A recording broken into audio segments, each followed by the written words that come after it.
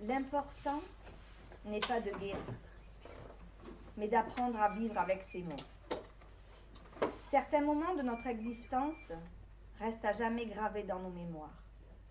Pour moi, au cœur de l'été 2016, ce fut le jour où le diagnostic tomba. Foudroyant. Glioblastome stade 4. Pronostic vital engagé, 96% de risque de ne pas s'en sortir.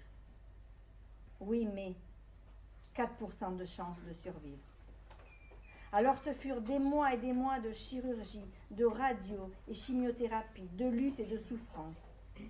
Tout cela vécu dans une alternance de doute et de confiance, d'angoisse et d'espérance.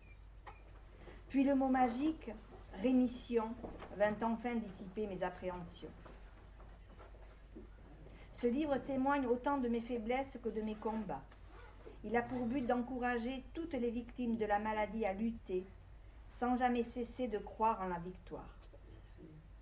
Se sentir définitivement perdu, ne plus avoir la volonté de vivre, c'est succomber à la maladie, la plus pernicieuse qui soit, le désespoir.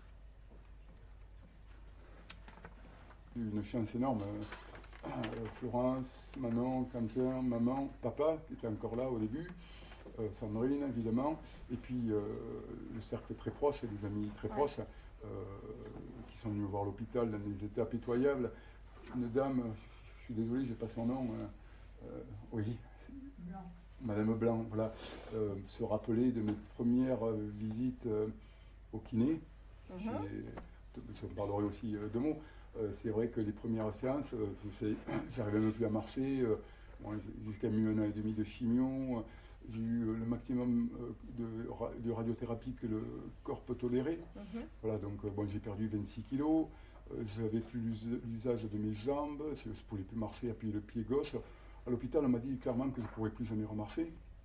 Et en fait, là, je ne vais pas dévoiler le témoignage, mais je rentre sur Saint-Symphorien et la première séance que j'ai avec les kinés, c'est Tom, qui est le kiné du village, qui vient à la maison et qui me dit: toi Sébastien, tu ne vas plus jamais remarcher.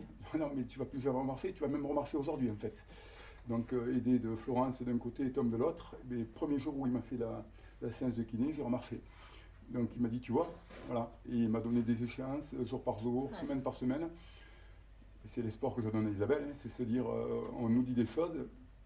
Peut-être, mais peut-être pas en fait. Voilà, et moi j'ai dit peut-être pas. Je voulais remarcher, même mieux, maintenant je cours, je refais des semi-marathons, je refais du vélo. Alors j'ai perdu la vision aussi à gauche, donc le vélo reste dangereux. Je peux faire les montées d'école, je fais plus les descentes, mais bon.